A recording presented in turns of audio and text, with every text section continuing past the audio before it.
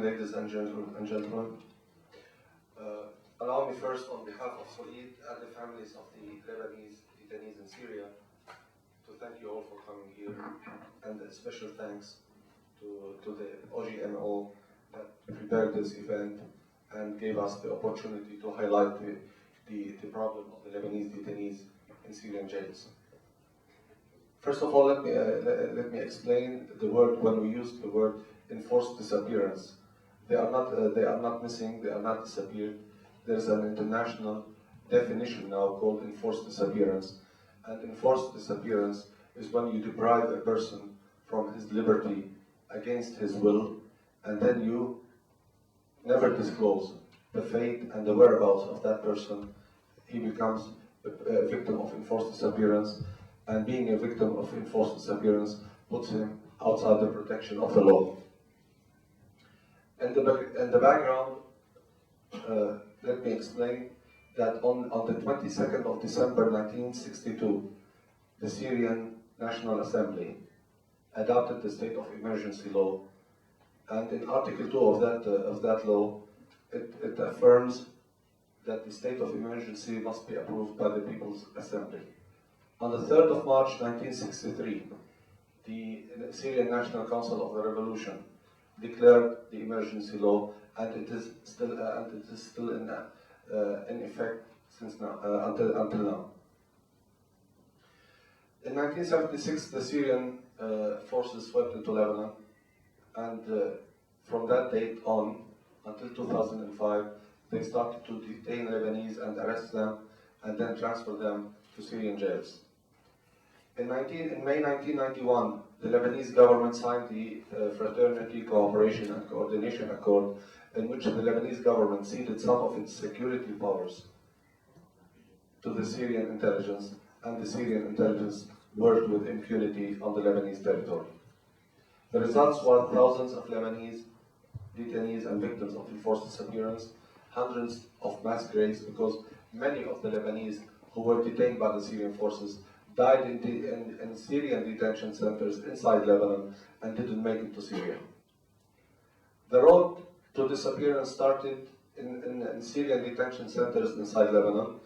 There were 2 detention centers in Tripoli, 2 detention centers in Beirut, 1 in Sidon, several detention centers in the Bekaa.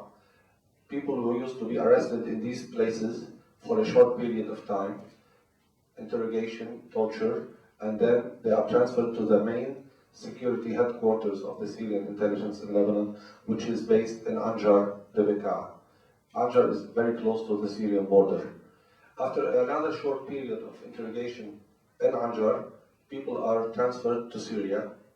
Inside Damascus, there are 3 main interrogation branches inside Damascus. The first branch is Palestine branch, or branch 235. The second branch is the military interrogation branch, which is branch 248, and the area branch. After a long period of interrogation and torture in these branches, prisoners are then transferred to other prisons inside Syria, mainly in major cities like Hama, Latakia, Aleppo, Deir ez-Zor, and other places. This is what the former detainees told us about the military interrogation branch. You can see here small cells to the right, 2 meters by 1.75. These are solitary confinement cells, and these are based underground. There are several stories underground. About torture in Syrian prisons. According to Amnesty International, they recorded 38 methods of torture inside Syrian prisons. And the United Nations Human Rights Committee, in its 6 April 2001 report, noted with concern the many allegations that torture is practiced in Syrian prisons systematically and continues. Many Lebanese, as I said, died inside Syrian detention centers, both inside Lebanon and in Syria. Many died on their way to Syria, and many died inside Syrian prisons because of ill treatment, torture, and extrajudicial executions. This is an official letter from the International Committee of the Red Cross. Many people ask us about why the ICRC cannot go into Syrian prisons to check out the Lebanese detainees or other detainees inside Syria. This letter, official letter from the ICRC, proves that the ICRC has no access whatsoever inside Syrian prisons. This person is Naji Aziz Harb, a Lebanese soldier, and you can see the effect of torture on this person. This is another former detainee, and you can see the appearance after torture. Amnesty International noted in its report of 27 January 1999 that the Syrian government never disclosed the fate of hundreds of Lebanese political detainees who disappeared. Many of those who disappeared were abducted by Syrian forces in Lebanon or handed over to Syrian forces by militia groups. After the war ended, Lebanese nationals continued to be abducted by Syrian forces or passed to Syria by Lebanon's military intelligence, as we said, after signing the agreement of 1991. In some cases, not all the cases, detention was acknowledged by Syrian government, but often it was not, and individuals disappeared following their arrest, and until now, we don't know the fate and the whereabouts of these detainees, but we know for sure that they were detained by Syrian intelligence. Another report by Human Rights Watch called Alliance Beyond the Law Enforced Disappearance in Lebanon. It talks about the cooperation between the Lebanese security apparatus and the Syrian security apparatus. This is the resolution adopted by the European Parliament in 1998, in March 1998. It calls on the Syrian government to release all the Lebanese detained in its prisons, and it calls on the member states of the European Parliament to address this issue in their negotiations with the Syrian government.